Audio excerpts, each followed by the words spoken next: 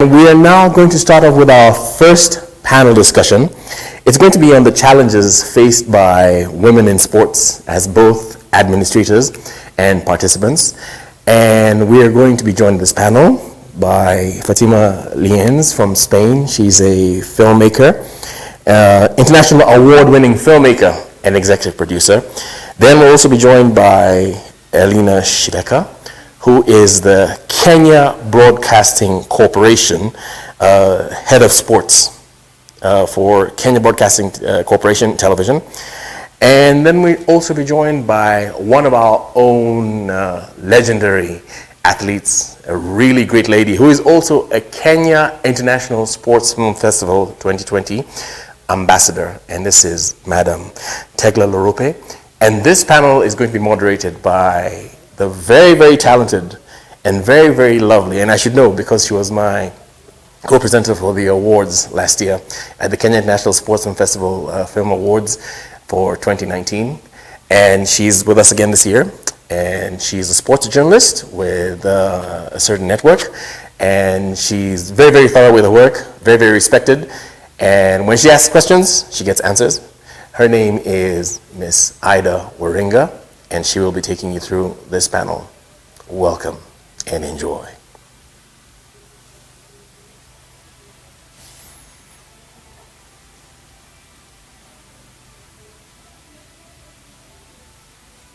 And yeah, pretty much as you've said it, we are joined by quite the acclaimed panel from FATEMA to ELYINAH, and hopefully TEGLA will be joining us shortly. But I would love to broaden our conversation from not only the challenges experienced by women in sports in different capacities as participants, as athletes, and as administrators, and so on. I would also like to broaden it to a level where we're talking also about the role of women in sports and taking the story forward in terms of the learnings that we have gotten so far from our individual experiences and what we can impact, I will say, to the next generation of women in sport.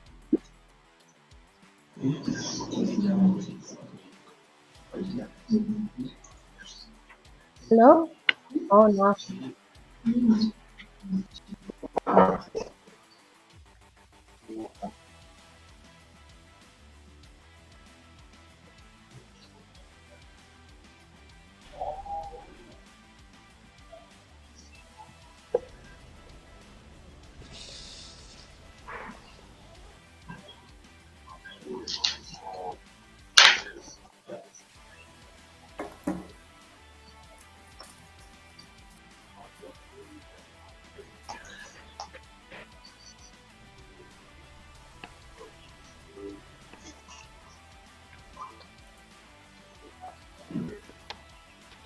Okay. We seem to have a little technical issue with our moderator, IDAH, but not to worry, we're always prepared, always ready to jump in. And let's start this panel. So my first question is going to be to Fatma. Welcome to this panel. And I see we have IDAH back. Are you back, IDAH? I am. I'm sorry about that. Yeah, I am good to go. I didn't know that it had actually hung on me. Okay. Just to apologies for that. No problem. I don't know when it hung, but just to quickly, sort of capture everything I had said. I had taken it to ELYINAH to tell us just how 2020 has been before we get into the specifics and the technicalities of the conversation. Okay. May I respectfully take my leave? Absolutely. Thank you.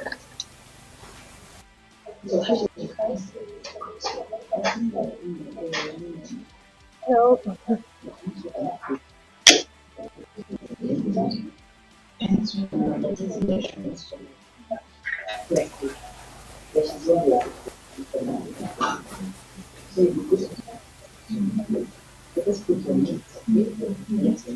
Okay.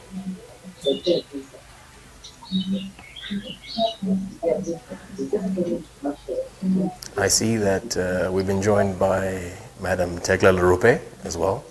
Hi. Hi, how are you? So kindly bear with us. We're having a little technical difficulty, but these things are expected. And what I'm going to do right now is I'm going to respectfully take over this panel. And like I did say earlier on, I think we seem to have lost Fatma. I can't see her. Is she there? Fatma, are you there? Okay. All right. So we have ELYINAH and we have TEGLA. So what I'm going to do is, because she is a brand ambassador, I am going to start this panel by first acknowledging Madam TEGLA LOROUPE. She does amazing things aside from her athletic prowess, and she works very, very closely with peace-building initiatives, not only in this country, but around the world. So, the challenges that women face in sports, both as administrators and participants, are various. And I would like us to take a very keen interest in this panel, because what comes out of it will actually inform a lot of things sports-wise going forth for sportsmen and women around the world. Because I'm sure quite a few of the issues that afflict the sports women also afflict sportsmen as well. So without any further ado, I would like to ask Madam Ambassador, that's TEGLA LOROUPE, what are some of these challenges in your view that sportswomen face on a daily basis in the world of sports? Thank you very much. Good afternoon. Or what time now? It's when it's raining. You really think that it's morning hours. Well, when we talk about women, the challenges that we face as women, there are so many challenges. It depends where you come from, community, and also the geographical status. I can talk about the let's say for Kenya. The opportunities for men are more than the opportunities for women. The problem is that when a woman is having a baby, nobody is supporting. Some of the athletes, sometimes they come from rural areas, and whereby your parents cannot allow you to do more sports. It's recently that you can see our women excelling. And there was a lot of stereotype whereby they used to say women cannot bring benefit to the world of sports. And it took a long time. I remember in 1990, during the Barcelona 1992, I think there were only six women went for Olympics. Why? It doesn't mean that our women did not have a strength to fight against other women. It was because there was no support from the federation, or maybe also from the government and the communities. And later on, we start to have support. And you can see today what kind of women represent this nation. I'm talking about Kenya.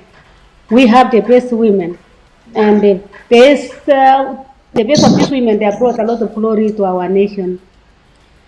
Another thing that also women faces in this world of sports, not only Kenya, let's talk about in the continent and also in the whole world. The recognition of women, we are not in that higher level like what the recognition of men. All right. I think I can take it from here. I believe my connection is good to go now. Apologies for that before. TEGLA, you are such a pioneer in your field, and not just in athletics, but everything else you've been able to do. Yes, within sports, but off the track and off the road. A pioneer in her own right as well is ELYINAH, a veteran sports journalist, someone who, very many, yes, female sports journalists, but sports journalists generally have been able to follow, and she has inspired a lot of us. Tell us about some of the challenges, ELYINAH, that you have faced so far in your career. Thank you, Inga, thank you, TEGLA, and of course we expect to see Fatma in this panel. Oh, thank you very much. As as a sports journalist, as a sports administrator, a former international player, and an arbiter currently also. There's so much that women go through, and what we've also, as women, what I always tell my people is that as women, we are very strong, talented, we are mothers, we are wives, and girlfriends. So we are able to do so much. We are managers, and naturally managers, we can multitask. And if given the chance that the men also have, we can go places. The sky can be the limit. So having said that, I would say that there's so many challenges that women go through to do whatever they're doing. Even as a journalist, when I joined sports, and my interest for sports and my passion for sports started way back when I was in school. I've been an athlete. I ran sprints, 400 meters, 200 meters. Even and most people don't know that when I was in secondary school, the good girls, our record with the Western team, our record in secondary schools has never been broken in 4 by 100 meters. So that is something I love sports, and sports has given me maybe what I am. The challenges that we meet, first of all, we are never given the same opportunity. Opportunity in the sense that, for example, even in when I joined as a journalist, many people told me, "Hey, are you going to manage sports? Is a reserve of the men. Are you going to do it?" I said, "Yes, I'll do it, because once you have the strength, God has given life, and you have the energy, and you are a budding youth. So what will stop you from doing what others do?" So I was discouraged. There's that discouragement that is there. They are told, "Will you do it?" Really? They still doubt we're doing things, which I feel it's very unfair. Don't want to bring on board women, that is, encourage them to do what the men are doing. But sometimes if you're a fighter, and you know your goals, what you want to get at the end of the day. Because the time I remember TEGLA, she said, "Appreciate me, I'll go and run for another country." She was upset because she wasn't being encouraged. Yeah, she wasn't being encouraged, and you see, she had to threaten for people to understand and know her and really appreciate the talent that she had. So even in women, like me, I was discouraged, but I went on. When I was in college. I said sports will be my niche, and that's what I picked, because I said in sports there's a lot of fairness in the sense that what you are reporting is the truth. We don't manipulate anything. It's not like politics where somebody says this and the same person will call you and say, "Please put it lightly." In sports, we say you are number one. Crossing the line as number one, and that's what makes me what I am. And in sports, there are values. It already, even as a journalist, there are values. There's something you can't do, like cheating. How do you cheat? If it is TEGLA LOROUPE cross the line number one, it is TEGLA LOROUPE. Yeah, it is not somebody else. So yes, sports tells you a lot. But as women, we have to hang in there. There's so many challenges, but we hang in there. When I started as a journalist, at my place of work, I had men, but they believed in me. There are some who discouraged me from what I'm doing, but there are those ones who believed in me, especially my bosses. May their soul rest in peace. I had a boss who was called Victor Omala, and the other one was called Ogoma King. They were strict, but they believed in me. They saw me and felt like this lady, she's so passionate about what she's doing and very perfect in whatever she's doing. So I was encouraged, and that is what I stand for up to now. And I tell the young ones, and I feel good because I see the WARINGAs. I feel nice because as I age, there are people who are there and they are encouraged. And it's not just WARINGA, even the men. I've seen, like, across the media station, I have my boys there. and I feel encouraged when I see them doing what I told them to do. I feel proud. So if I was like, I said, okay, they've said a woman cannot be in sports, and I gave up, I wouldn't be where I am up to now. So I'm so happy that I was given a chance. I was given a chance by those men, and that's what we are calling for men. Give us a chance. We'll do even better than we expect. We'll meet our goals, and we'll change life, because I believe women look at things from a different perspectives. Like if you have, like for example, in federations, there's a woman there, and the men are there. Sometimes the men will think the same way, but when you are there as a woman, you look at things differently, and they really appreciate what you're doing. I also happen to be in a federation where they believe in gender equality and equity, in the sense that some of these things that we do, they're based on the encouragement is based on even the documents that you have, like the constitution. Right. Look at your constitution. Thank you. Absolutely. If you'll allow me, I can see that our dear FATEMA LIANES has been able to join us. I'm sure she will be able to enrich. Hi, FATEMA. She will be able to enrich the conversation with her experience as well. FATEMA, we are just talking about some of the challenges, but indeed, after you, I will want us to get into, how our roles as women in sports has changed over the last few years. But let's get into you. Sports and outside of sports. You are an international award-winning filmmaker. What are some of the challenges that you have faced, and how have you overcome those challenges? Well, first of all, thank you so much for this opportunity, and I love to share this panel with all of you that are sample of this incredible women that have fought for the rights and to be here. Well, as I think as every field, in the filmmaking film, it's exactly the same. How many women you see that won the prize, as Oscar prize, for example, for Best Director, just one, Catherine Bigelow, no? So we see that women director also faces many challenges. I started my career actually as a journalist as well. And I used to cover international current affairs. So I remember when I was maybe about 23 years old, and I got my first job to travel the world and tell stories internationally. And at the time, they wanted to pay me less because I was a woman, and I was exactly doing the same job as the other two men that were in my team.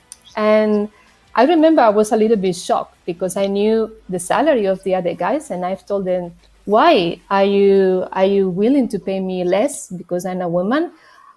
Sorry, but I speak 4 languages. I have experience internationally. Why? So I keep fighting for my rights, and I never let anybody put me down, and I always fought for what was right. So the person who was hiring me, he didn't have any choice because he said, well, you're right. So he paid me the same salary. And then I was facing issues like, I remember we had to travel maybe to difficult places, and they didn't allow me to go because I was a woman. The same, I was always fighting, why I can't be in Mauritania? I can't go to a conflict. Why I can't give voice to these people in this part of the planet?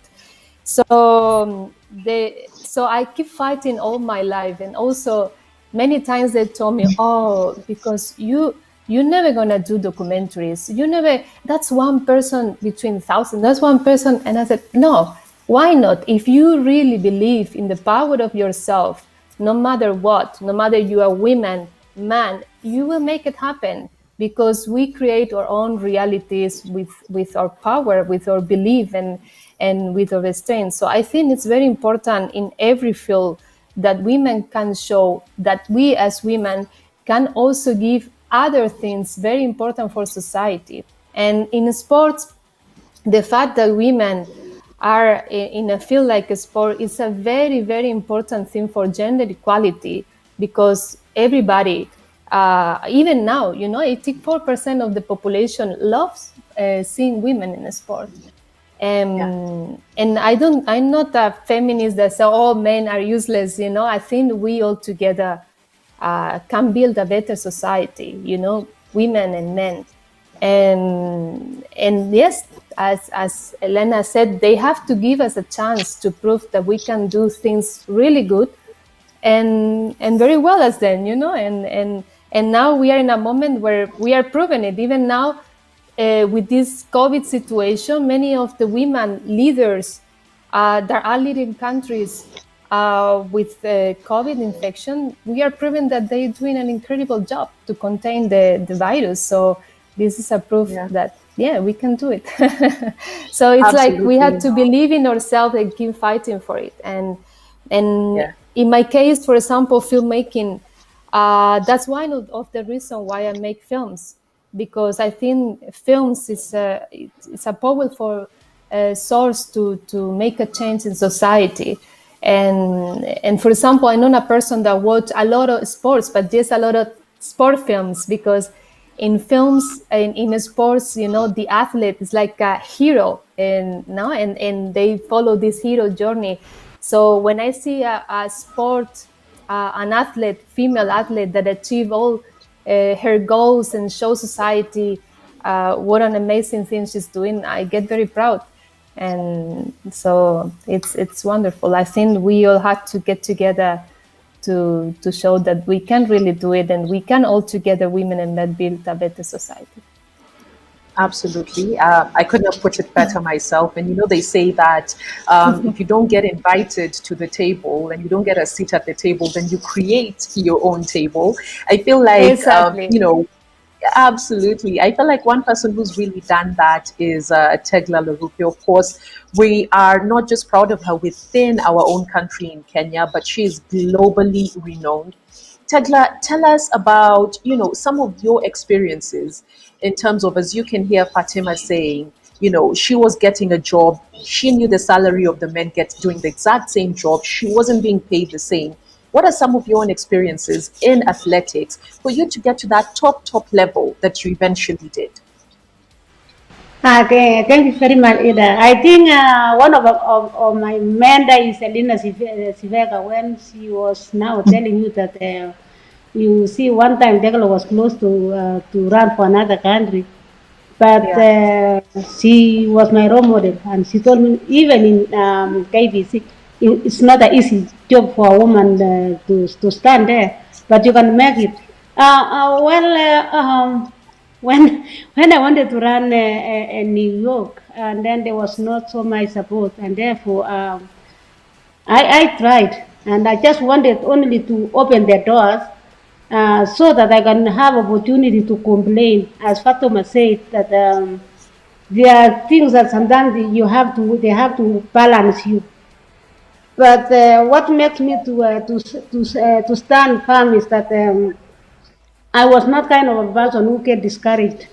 And if you know that you have your enemy, never at one point allow somebody to see that you are more discouraged. And then the courage that gave me to overcome the situation. I come from a very conflict area, and through such a hardship, I saw the women who struggle, and they will, at long last, our men respect that woman, and therefore I was content for what I was getting, but I never at one point allow somebody to put me down. And I want to also add one more thing, is that honesty can make you to make other people see respect on your side. Well, I want to give example for marathon. Marathon is 42 kilometers, and you train the same distance as men. But when it comes to pay the athletes, the women and men, there is always a lot of big cut. The men can be given a lot, and you run 42 kilometers together. So I think that is a kind of like that the whole world doesn't see the strength of a woman. And I just want to say also that we women, those challenges that we are facing, we are mothers at the same time. We struggle to bring things back to the family, back to the society. And therefore, I just want to talk to all our brothers and sisters who are there that for sure we need to help our daughters so that they don't face a lot of challenges. because a Yeah. society without a woman is not a society. Um, Thank you. Very well said. Before I get to you, Elena, I want to give a statistic that was quite interesting to me from the recently concluded NBA in the United. So we have LeBron James and Sue Bird. Her name is Sue Bird. And of course, this will elicit a lot of reactions. It's usually a debate that goes on and on about the marketability and the demand. Sue Bird, being a lady, won the WNBA championship with her team. Her bonus was $11,000. LeBron won the NBA championship with the LA Lakers. His bonus win was over $370,000. When we talk about the disparity, of course, as I've said, that can lead to a lot of other arguments. What is more marketable? What is more commercial? And what is more in demand? That's another argument for another day. ELYINAH, let me take it to you. You've heard TEGLA saying that indeed you were one of the people who inspired her, you were one of the people who motivated her. As I've said, you've motivated a lot of us who have come after you, and you broke a lot of ceilings and set the path. But ELYINAH, as a pioneer in this, who was motivating you? Who was inspiring you? Who are some of the people that you were looking up to?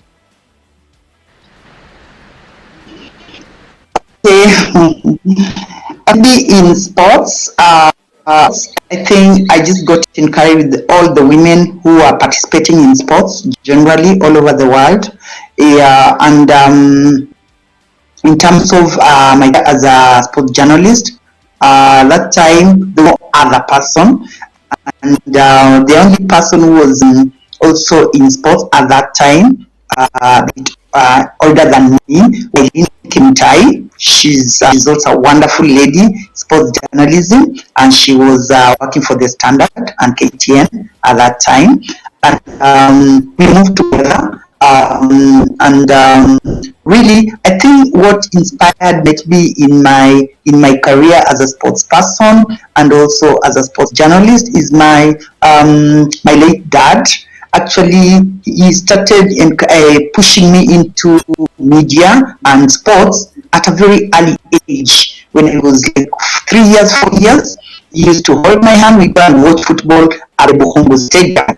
Yes, and we had teams like MOW, Motcom, and we used to see the other big teams coming there to play. So he used to hold me, and then every day, weekends mostly, he used to send me out to buy a newspaper.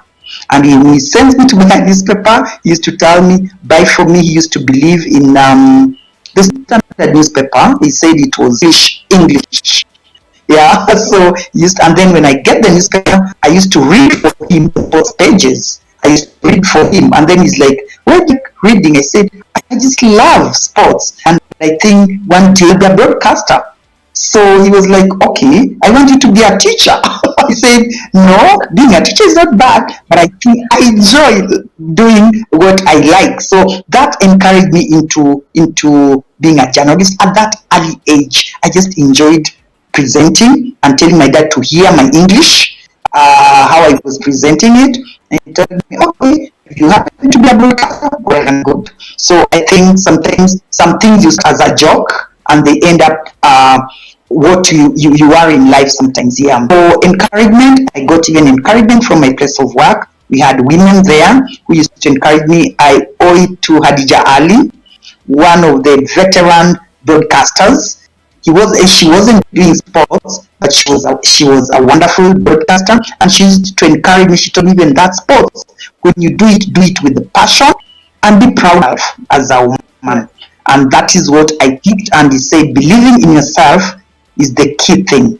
And that's what I said. I'll believe in myself. Don't allow somebody to bring you down. And that's what made me what I am, because I don't like, and people like men generally, they don't like women with strong personality. And I have a strong personality, and it makes some people hate me, and there are those ones who love me because of my strong personality, because what I have to get something, I focus and get it.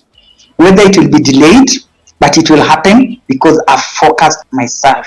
But the most important thing as women, believe in what you are doing. Believe in yourself and don't let anybody bring you down by saying, will you really make it? We have so many haters and people who can discourage you in doing things.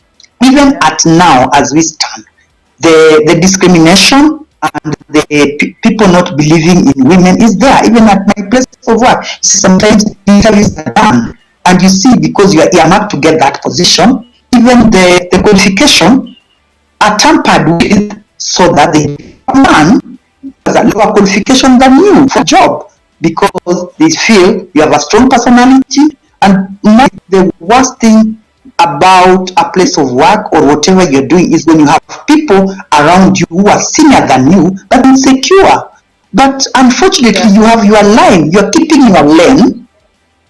They have a more space for you, that they are worried about what you're doing, and we're talking about that you're doing your very best. But I keep on saying, keep on keeping my lane, don't interfere with somebody else, but keep your lane, focus. And at the end of it, you get what you want. Fantastic. ELYINAH has talked about, FATEMA being inspired by women, athletes, and other sports people when she was starting out. I know that you have one particularly who has inspired you, who has inspired a lot of your work, Betty Robinson. I know that you wanted to play a clip of Betty Robinson. We will maybe ask technically if that is possible within the link, but as they hear our particular query, maybe you can just go ahead and tell us about the life of Betty and exactly why she inspired you so much. And indeed, for those watching who might not know her, who exactly is she? Exactly. Well, I think it's so important to tell the stories, because I look at people and their stories not only for what they achieve, but their personal stories, how they got there. I think it's so important. So, for example, if we see an athlete and that person won a golden medal, but we don't know the story behind, we don't know what he had to or she had to go through to get there. So for me, Betty Robinson was very inspirational. I even thought, wow, we had to make a movie about this lady. She was the first athlete to win a gold medal in an Olympic Games in 1928 in Amsterdam, at the age of 16 years old. Imagine. So she didn't know she was good at running, but one day she had to go to school and she lost the train. So she started running behind the train, and she managed to get to school. So her teacher saw her and so, wow, this girl, she runs amazingly. I mean, she's so fast. We should do something about it. So she started getting into sport this way, the most simple way. So she managed to get the Amsterdam to the Olympic Games in 1928 and won the gold medal in 100 meters. But after, when she was gonna be ready for Los Angeles Olympic Games, her world fell apart because she had an airplane crash. So everybody gave her as a death. She was dead apparently. So they took her to the hospital, and they thought it was completely dead, and suddenly a doctor realized that she was breathing, that she was not dead.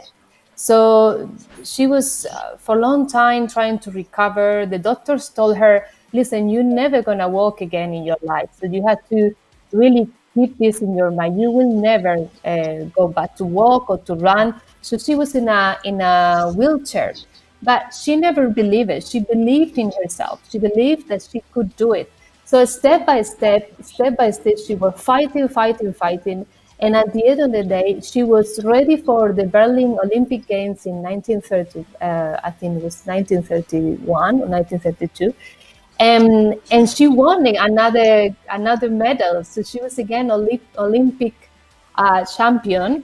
After everybody told her that you're dead, you will never walk again. So this is what I mean. What stories people have behind there to get to their goal. So in films, we have something we call the hero's journey. It's something that every film or script needs to follow. It's like a rule. And this character desires something in her life. You want to achieve something, but you find many obstacles. The way you overcome these obstacles and the things you learn on the way to achieve your goal, it's what it makes a great story and so inspirational. So stories like this are very, very inspirational to me, and Betty Robinson for sure is one of it. For example, in my own life, I at one stage I was cancer. I was facing a very difficult illness for everybody, and the same. I was creating a series. I had to film, and I was cancer, and doctors were telling me, well, and I never believed I couldn't do it. I keep going, keep going, keep going, and after my radiotherapy, I was 15 days later in the Palestinian territories, ready to tell stories, and that gave me so much energy and happiness that I live it very well. It feels like I never been sick. I said I can do it. I can do it, and that gave me like a lot of positivity, a lot of energy, a lot of strength to keep going and to do the purpose in my life. And I think that's very important. Like as a woman, believe in yourself, as Elena said, and have a purpose in your life, have a goal to achieve it. And no matter what, if you are honest, as Tekla also said, honest with people, honest with yourself, and your purpose is good for society, you have to keep going no matter what. And that's where we achieve good things. So this is, I think, a person that it was really, really inspirational. I think the strength of the women on this panel is definitely inspiring, to keep going, to keep moving. Our very own Eliud Kipchoge, there's a song that says, keep jogging, keep jogging. But Tegla, to you, because a very, very powerful point that FATEMA has made. When we see the athletes winning the gold medals, we see you at the top of that podium. The Kenya national anthem is playing, but that's just the culmination. There's so much that has gone into that people don't always get to see, people don't always get to hear. Tell us a bit more about that in terms of insight into what it takes as an athlete, as a female athlete, to get to that top level, despite the challenges. What sort of character traits do you need to have as Tegla LOROUPE for you to have gotten where you need to get, and especially in the face of challenges, loss, and adversity? Because it's not always, the athlete is not always going to win. What happens then?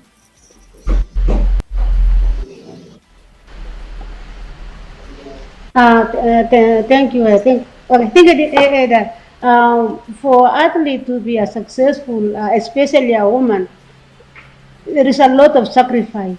You have to sacrifice a lot. I give you an example for a woman who is having a baby and she is aiming to run Olympics. She will have to leave that baby with her parents, and she has to go somewhere to train, to concentrate. There are two possibility ways. The family will always talk bad about this woman. She's leaving the baby. But they do not understand the pain that woman she's carrying. In order to overcome the stereotype whereby they say, okay, this woman is going to look for other men. This is what we are always experience. Like you move from Kenya and train in Europe.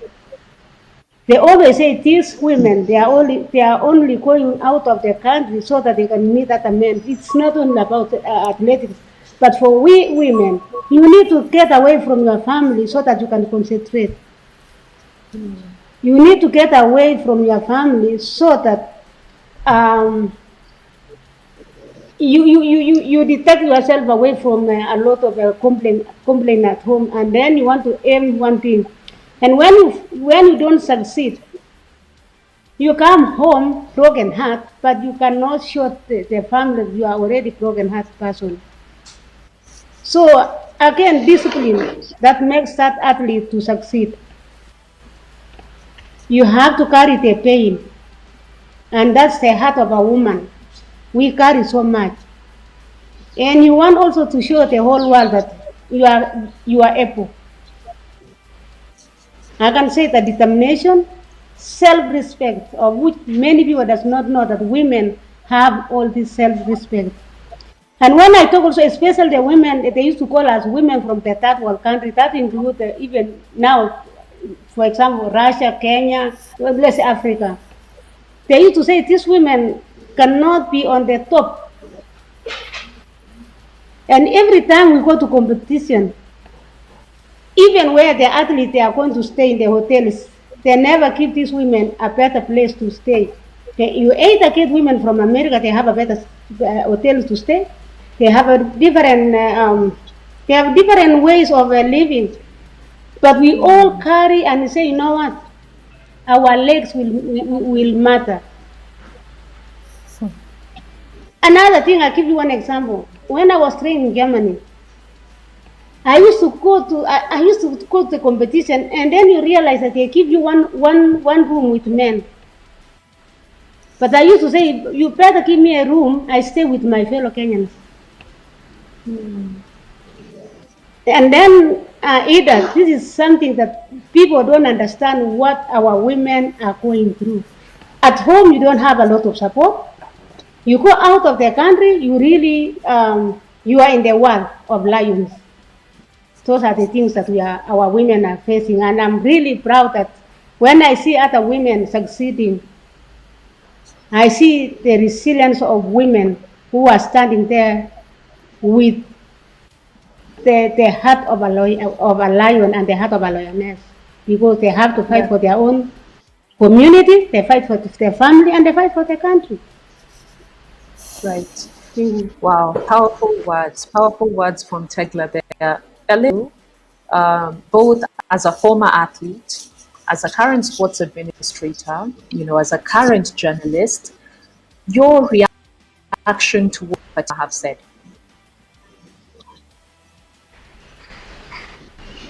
Wow. I hear her, and that is the truth. That is what happens. A woman, you're there, you are on your own. You're on your own, and that's why you have discipline, believing in yourself, and you know you are God. You lose and victorious. I've just heard what she said about being given, sharing a room, being one room, and with men. And if you are disciplined, that does not distract you from your goal. That does not distract you from your goal, because even when I started working as a sports journalist, I was surrounded by men. I was the only lady covering an event. Olympics come out, athletics and all that. But sometimes you find yourself alone in the room, and I'm so used to that, and uncomfortable, because we are all human beings. And once we are all human beings, somebody should not come and start saying you are a woman, you are a man. When it's work, let us just be treated equally. Saying that I'm capable, I'm a sports journalist. Yeah, like any other, a man or a woman, we are all journalists. So once we focus ourselves on that really helps. You've mentioned about being a sports as an administrator, or even in my federation. They call me an iron lady, because actually I can't stand some things that I see. I always endeavor to protect girls against men. And something also, and people keep quiet. We have federations where our girls are being molested by coaches, by top officials, and we keep quiet. Yeah, in my federation, they know it, and I'm not allowed by men, because once I notice, in fact, I hear or sense that there is this coach who wants to have a relationship with a player for the sake of enabling this player travel out of the country or making it to the national team. That is very wrong. It's unethical. It's immoral for a coach who a player looks at as their mentor, their role model, their leader, their father. So when you start this business of engaging and telling a player, oh, come, I'll make sure to the national team.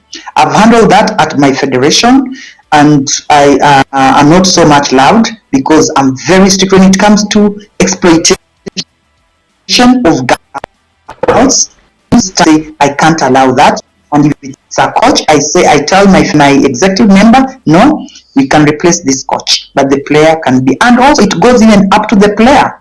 When you misbehave, you are a good player, yes, and you misbehave, because the coach put you in the team. I don't like that kind of behavior. I tell them somebody must deserve to be in a national team as a player, and a coach must respect, because this player looks up to you as their father in that whatever in that environment of sports. So that respect must be there. Discipline, and once that is done, even the coach, they know that we must. There's a limit to my work is to coach this. That's it.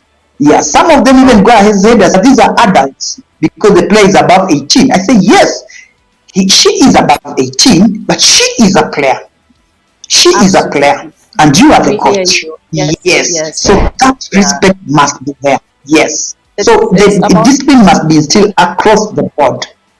Yes, Selena, we hear you. It's about the respect, and as you're putting it, doing our part to protect fellow women, doing our part to inspire and motivate those who are coming up to us. Let's move on to that, FATEMA. Just moving in line with what ELYINAH has just come from saying. What can we do as FATEMA, as TEGLA, as ELYINAH, as IDAH, and other women? What is our role in, number one, protecting your fellow women, and number two, inspiring and holding the hand of that filmmaker that is going to come after you, so that she can borrow from your lessons, she can borrow from your life. And by the way, I want to be clear on this, that yes, in as much as we are talking about experiences, roles, and challenges faced by women, we're not excluding the men. It's also today, what can we do on our part, not just to inspire the women coming up to you, FATEMA, but also the men who look up to you and would want to get to your level.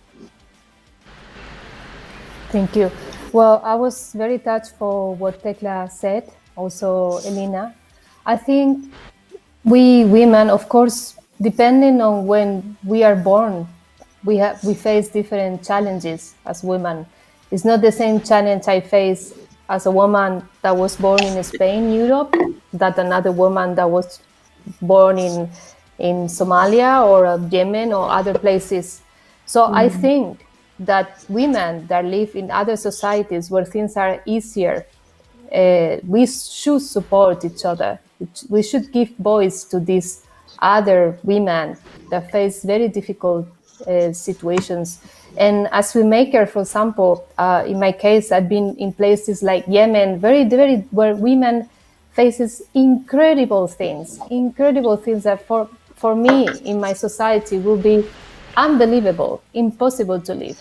So in my case, as filmmaker, and I encourage other filmmakers, men and women, to give voice to these stories, to give voice to these women that struggle every day for their rights, but for even their most basic rights that we think we can give for granted in other societies.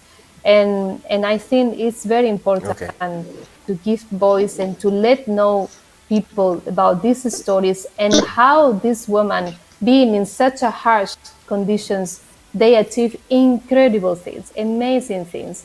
And this is job as filmmaker. I think this is a sport film festival, and we can take advantage, as a filmmakers to now with the new technology as well, all stories travel a chance to share stories and give to women sport and to make always a better society, but especially all of us came together, no matter where you're born, and support each other in different ways and the way we can. Thank you for those wonderful words, Fatma. Right. And thank you, ELYINAH. And thank you, Madam Ambassador TEGLA. And Ida, what are the final takeaways from each of your panelists? Exactly that. Let's get final thoughts, ladies.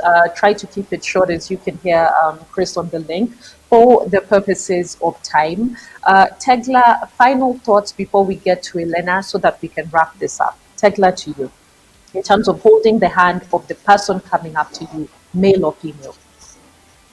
Okay. I just want to say that as we are all role models, let's lift the hands for our support. Let us look at the kids of the well-off people. Go to the ground.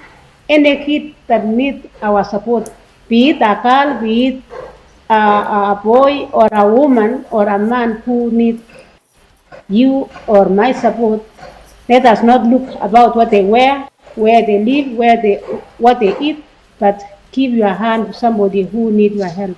And that's it. Fantastic. ELYINAH, to you. Let's try and keep it brief for the purposes of time, please.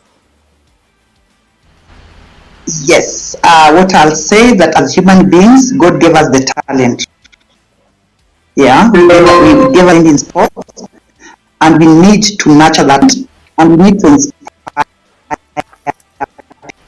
people, and we need to always have the discipline and believing in ourselves. And I think both as women and men, let us support each other so that we live.